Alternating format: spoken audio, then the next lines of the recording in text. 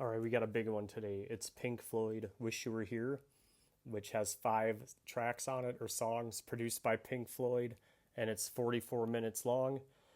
It's a prog rock album, art rock, experimental rock, whatever you want to call it. But it's one of the best-selling albums of all time. What's the story here? This is after Dark Side of the Moon. Pink Floyd, I've talked about this on other album reviews, but they've had periods of where they get really like the apathy sets in, and this is one of them. They toured and took time off after Dark Side of the Moon, and when they came back, they didn't quite know how to continue. Now that they had such a big smash hit, something that sold a lot, and it was literally a life changing opportunity. And now they all had money, and um, it's almost becomes a point of survival. Like, what do you do to keep going once you've done everything? Something that I'm not certainly familiar with, but it must be a good problem to have anyway. So that's sort of like what's lurking over Wish You Were Here is this general apathy, and really the theme of this album sort of continues on that theme of Dark Side of the Moon, which is that um, just the craziness of life that sets in, all the complications and things that one has to deal with to get through with life, and then that malaise that sets in. That's the idea behind this album: is the malaise, the apathy, the lethargicness. And what does this sound like? They made the sound fit that apathy, lethargicness. It's very mellow and then moderately edgy hard with plenty of synth organs and keyboards to fill in the gaps. There is some room for David Gilmour to really explore on the guitar, but really this is I would say this is a keyboard synth heavy album. That's the way I've always interpreted it, and probably that's one of the reasons why I have a lot, like, it's why it's so fond to me. Okay, it's just got a different vibe and feel to it. Um, and yeah, what does this album mean to me? I guess I what can I say about that? This is one of those albums where if you ask somebody, oh, what's your favorite Pink Floyd album, and they say, oh, Wish You Were Here, and then you kind of go, oh God, that's so cliche. I mean, why would you say that? That's that's so 1975 or whatever. Um, and that might be the case for some listeners, but what I would say is, if you haven't listened to this in a while, it's pretty good. I mean, I listened to this a lot way back in the 90s. I mean, a lot. And I put it away, but this week I listened to it a few times, and I really enjoyed it. It's not something I go to often, but definitely it made me think of the good old days of when I got into my Pink Floyd stage in the 90s, and but I just really dig the vibe and feel to this album because it's so synth and keyboard heavy. And the album cover, it's fairly famous. You got the guy here in the flames, and he's shaking the other guy's hand. And if you want to go read about it, you could go read about there. It's in the Wikipedia page. There's also a whole story about it. But they shot this stuff at Warner Brothers Studios in California, and then this, like, on the inside, you've got this. This is a picture of a lake. I had a T-shirt with that on it, by the way, once upon a time. That's Mono Lake in California. Hypnosis is they're their design firm that does this stuff. Here's the guy.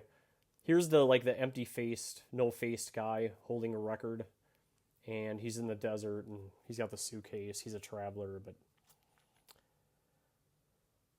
yeah, you just interesting design, interesting music, photography by Aubrey Powell, who is Storm Thurgeson's partner in Hypnosis. And then this copy is actually, it says made in the USA, believe it or not. Do you see that? that's how old this is. And it's one of these old Columbia Records prints.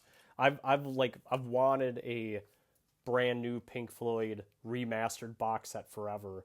Speaking, I'm gonna go off onto a slight tangent here, but I picked up a Rush box set for their Atlantic Records years. and they're remastered, and it sounds so much better than the originals I had. I mean, it's so much better. I would love to get my hands on a really good remastered copy of this. Well, anyway, let's move on. Let's get right into the songs. I like to get into the details on the songs. Track 1 is "Shine On You Crazy Diamond." It's interesting. It's credited to Gilmour, Wright, and Waters. But if you look on here, look at how they. You're gonna see my reflection here in the camera, but you see how they changed the credits as they went through. So I'll read those off the way they appear on here. I don't know if that's accurate or not. It actually seems to me like it is, but part 1 is given credit to Richard Wright, Roger Waters, and David Gilmour. Part 1 is 3 minutes and 54 seconds. And by the way, it's not like part 1, track 1, and part 2, track 2. It's one long track, and it's divided into parts. So you have to figure out when do the parts begin and end. But part 1 ends at 3:54. It's all synths until the guitar comes in at 2 minutes and 10 seconds. And it ends the way it starts. It's like, the way it starts is...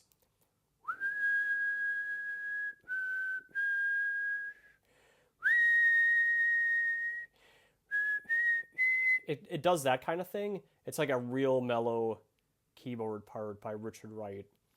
And you can hear this weird sound effect going on in the background. If you've ever seen David Gilmour, what is this called here? Right here. Oh yeah, Live at the Royal Albert Hall. They made those sounds using like glasses and water and like ping, ping. That's what you hear in the background, and it's a pretty cool effect. Anyway, part 1 is in G minor or B flat major, but it starts with a minor key chord, so I think it's a minor key. It's very slow tempo, 48 beats per minute in 4/4 time. I get all that. I have this guitar tablature edition back when I was like goofing around on guitars and trying to learn. This is kind of a cool book because it has interviews, like they've interviewed Roger Waters and David Gilmour in here. And it's got all the songs in it for Wish You Were Here. So I like this. I use this, and I also have this. This wasn't very helpful, but it is like a sanity check. This Pink Floyd piano sheet music anthology. But you guys know me by now. I like looking at the music as I'm listening to it because I'm a dork that way. It's in 4/4 time. And like I said, it's mostly instrumental keyboards, and then the guitars come in at 2:21. Part 2, Gilmour, Waters, Wright is how it's credited to. It's 3 minutes and 54 seconds, and it starts at 3 minutes and 54 seconds and runs to 6 minutes and 27 seconds. So it's 3 minutes and 33 seconds long. It starts with the 4 notes from David Gilmour that inspired the song, the whole... That's how... And I think that's why they credited it to Gilmour first. You don't hear any drums in the song until about the 4-minute, 29-second mark, and that's one of the best features on this album is the drumming. Like Dark Side of the Moon, Nick Mason is amazing. He's so precise. And on Dark Side, it's more about Nick and Roger playing together, but on this one, the feature is... It's almost like Nick playing with the keyboards. I don't know how else to describe it, but it really is excellent. At 5:15, that's the first guitar solo, and that's when it starts. And this part 2 is mostly the first guitar solo, which to me is iconic in my eyes because it. I'm trying to think of how it starts. It does that kind of thing. Part 2 is also in G minor, same tempo, same time, and all that stuff. Then you get to part 3 of Shine On You Crazy Diamond. It's credited to Waters, Gilmour, Wright. And it runs from 6:27 to 8:41, which is about 2 minutes and 14 seconds. And this part is Rick Wright's lead. Well, let's just call it his solo spot. It's more like a lead, but kind of like a solo. And then it quickly transitions out. It's short, but it works, and it leads into the second guitar solo at 7:35. And the second guitar solo is the one where Gilmour does. You know what? I'm not even gonna try to whistle it because I'm gonna screw it up. But it's a much harder and edgier guitar solo than the first one that's in part 2. Rick Wright's solo spot is just mesmerizing. Okay. Anyway, part 3 starts out with a bang, and then you got the solos, and it's in the same key, same signature, but the time changes from 4/4 time. It's more like you want to count it in 1-2-3, 1-2-3, like a waltz, but really it's in 6/4 time. At least that's how they have it notated in here. It's in 6/4 time. Part 4 is credited to Gilmour Wright Waters. It runs from 8:41 to 11:08, which is 2 minutes and 27 seconds. This is the verse and the refrain part of the song. This is when all the singing happens. Same key, same tempo, and it's still in 6/4 time. The verses are 8 bars, and this is the whole, remember when you are young, you shone like the sun, shine on you crazy diamond. That's 4 bar. It's a 4 bar verse with a 4 bar refrain. And what you hear is Roger Waters. By the way, I get fooled by Pink Floyd all the time. I'm pretty sure that's Roger Waters singing lead. And then you've got these background ladies, and I can't remember, it's a band that they brought in, but they're singing with the band. Shine on you crazy diamond. And you can kind of hear Roger out in front of it, like as the lead. At least that's my thing. Now, when they played this on Pulse and Delicate Sound of Thunder, David Gilmour singing it. He's singing it in his live at Royal Albert Hall and David Gilmour in concert.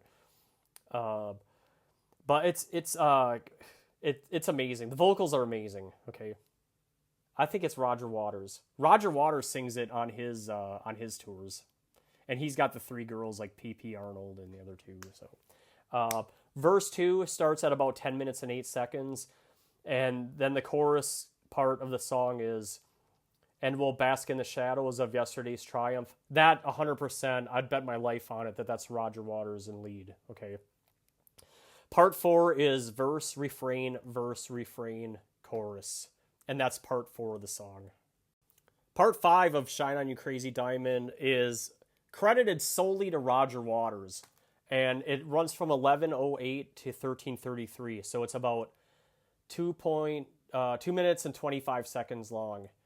It's in the same key. It's G minor, 4/4 time. So we're back to 4/4, and it kind of does this 2 parts. Let's just call it 2 parts. It's the sax solo by Dick Perry.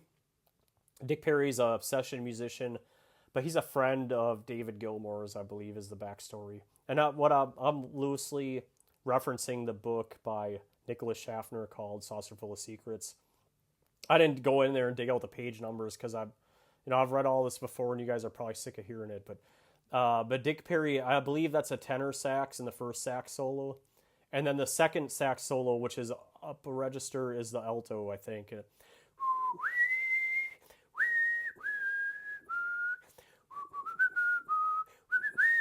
It does that whole thing. And that's actually a cool, it's a cool saxophone solo, and the bass is like bum, bum, bum, bum, bum. And they sort of use that same bass to in between part 5 and part 6, which I'll talk about when we get to part 6. Okay, so that's track 1 is Shine On You Crazy Diamond, parts 1, 2, 3, 4, 5. And, if you ever heard it on Delicate Sound of Thunder or Pulse, that's generally what they play as a subset of part 1. They usually cut out the second David Gilmour guitar solo. And I've even heard this played on WAPL back in the 90s. Like they would play a radio edit of it, where they cut out a lot of the part 1 and they just go right into part 2 or part 3. But I mean, the radio doesn't like playing 12-minute tracks anyway. Let's get on to the next track. Track 2 is Welcome to the Machine. It's a Roger Waters tune. It's 7 minutes and 25 seconds. Now, I would have bet my life on that is lead vocals by Roger Waters. And when you're sitting there listening, you can hear Roger and you can hear David. You can hear them both. But when you Google it or look on the internets or the credits or whatever, whether it's Wikipedia or Genius, they all credit lead vocals to David Gilmour. My wife thought it was David Gilmour. My whole life I thought it was Roger Waters. Anyway, that doesn't matter. It's in the key of G major or E minor. There are only 3 chords. There's 3 chords in the song.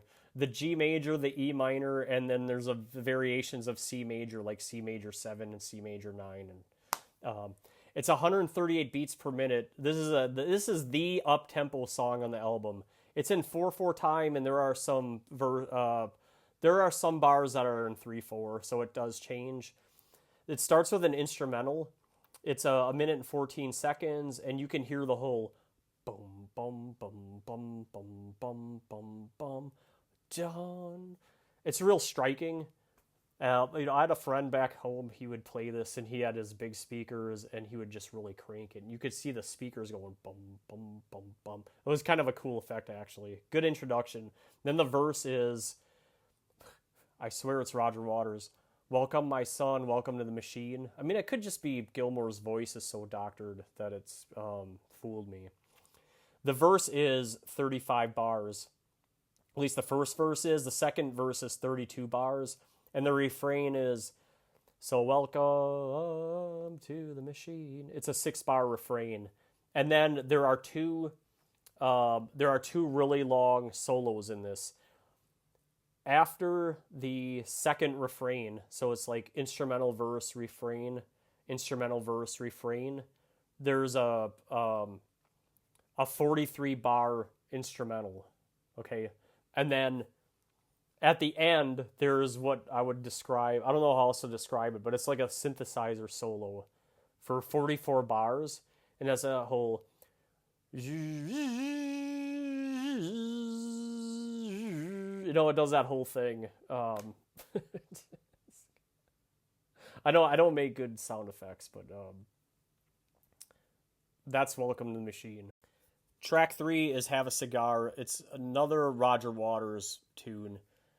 I'm not gonna dig into why Roger Waters. I know the reasons why Roger Waters wrote all these songs. You can go listen to other people talk about it. I'm not gonna get into it here, but they basically rewrote the album because they weren't happy with the way, what was Dogs and Sheep were turning out. Have a Cigar is Roger Waters, 5 minutes and 8 seconds, and it's lead vocals by Roy Harper. So hats off to Roy Harper, which is a Led Zeppelin tune. It's in the key of G major again, or E minor. I mean, they really like to sing in just a few different keys. They like G and E. That's what they like. I think that's what probably suits their voices best. Or maybe they just like playing in those keys. It's 4/4 time. It's a fairly lumbering song. Boom, boom, boom, boom, boom, boom, boom, boom, boom. Boom, boom, boom, boom, boom, bum, bum. I mean, it doesn't have a fast tempo. It's probably, if I had to guess, about 60 beats per minute. The verse is, come on here, dear boy, have a cigar, you're going to go far, you're going to fly high, yeah, blah, blah, blah. It's 8 bars. And that's Roy Harper. He's sort of like screaming it out. It really would have been cool to hear a Waters or a Gilmour lead on that song. I have a bootleg of it where they're sort of like singing in vocal harmony. It doesn't come off great live, but I would have liked to hear that. Either one of them really would have been great. The chorus is, and did we tell you the name of the Game Boy? It's 8 bars. They're singing about the record executives and their experience with that, and we're just knocked out. We heard about the sellout. We got to get an album out. You owe it to the people. We're so happy you can hardly count. Everybody else is just green. I don't have to sing the whole song, but that's pretty much the song. They're complaining about the way they're treated by record company executives and radio executives, and that's they're only happy if they're selling records, really, is the point. Um, Have a Cigar is verse, chorus, solo. And it's one of my favorite David Gilmour solos. It starts at the 3:18 mark and basically goes to the end of the song. So over almost a minute 30 seconds of solo, and it's uh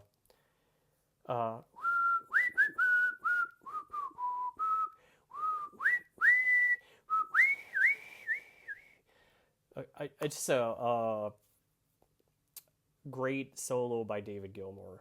Track 4 is Wish You Were Here. It's 5 minutes and 35 seconds. It's credited to Gilmour and Waters. This is like Have a Cigar and Welcome the Machine. These are radio staples on classic rock radio. Like I said, Shine On, I've only heard at least one time in my life on the radio.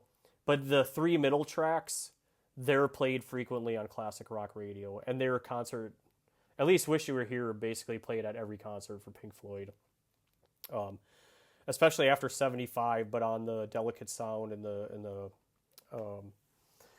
the Division Bell or Pulse Tour, whatever you want to call it.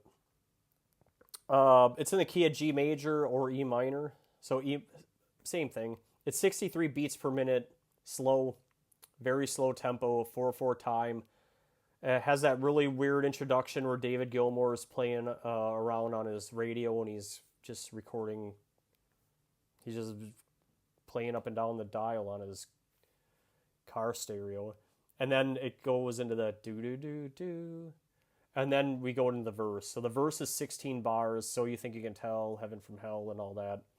And then the chorus is, how I wish you were here, we're just two lost souls. The chorus is 8 bars. And it sort of just extends the general state of apathy and just being missing. I guess missing somebody, in this case probably Syd Barrett, which is what Roger Waters is referred to. The outro, this is mostly a keyboard solo followed by David Gilmour singing scat. He kind of does the whole do-do-do. He does that thing while plucking on his acoustic guitar. Wish You Were Here is one of the better Pink Floyd songs. You might get tired of it, but it just works. It's a verse, chorus, solo, outro. And by the way, underappreciated is David Gilmour's vocals. He's clearly singing this song. It's clearly David Gilmour's voice. Now, if you ever listened to a Roger Waters concert, he sings it. It's kind of interesting. Track 5 is Shine On You Crazy Diamond. It runs 12 minutes, 24 seconds. And like part 1, part 2 is split up into 4 parts. Or part 1 is 5 parts, part 2 is 4 parts. So it's part 6, 7, 8, 9. Part 6 is it the longest? 4 minutes and 56 seconds? Yes, it is. I think so. It's definitely the longest of these 4. It's credited to Wright, Waters, and Gilmour. And it starts out with this.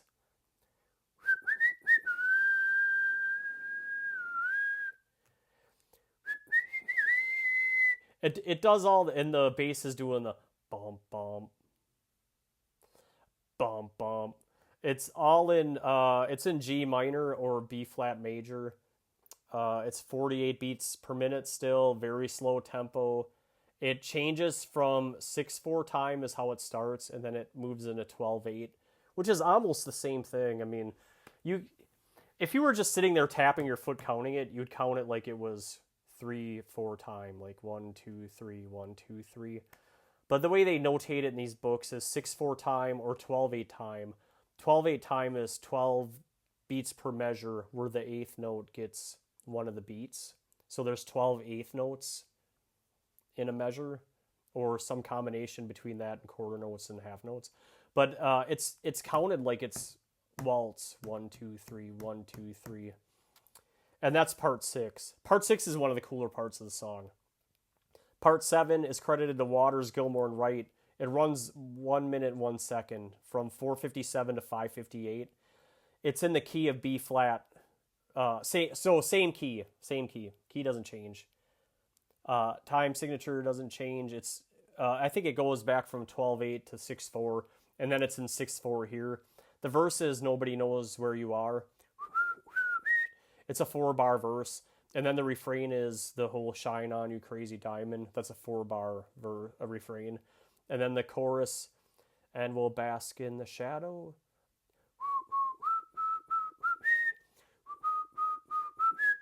It's sailed on the steel breeze. It's 8 bars. And then part 7 ends verse, refrain, verse, chorus. And that takes you into part 8. Part 8 and part 9 are up. You know what? I was going to say it's hard to pick out the difference between the two, but it is pretty markable. I mean, part 8 runs from 5:58 to 9:03, and we're back into 4/4 time for part 8, and it's 4 minutes and 5 seconds long. This is the jam. This is the whole jam part, the whole bum bum bum bum bum ba da dum dum bum. And then I think Rick Wright's playing on like a piano or an electric piano or something. They're just kind of doing this funky groove, almost like what you would hear on Adam Hartmother album. It's kind of got that vibe and feel to it. And then when you segue into part 9, that's the last song, or the last part of the album. It's the closer. Part 9 is basically Richard Wright playing solo from 9 minutes and 3 seconds to 12:24. So he's playing for about almost 3.5 minutes. And he's still in G minor, still that slow tempo and 4/4 time. And it's just...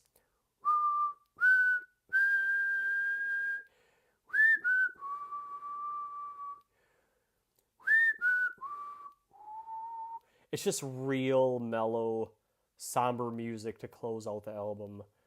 And especially the very ending of it's got a real...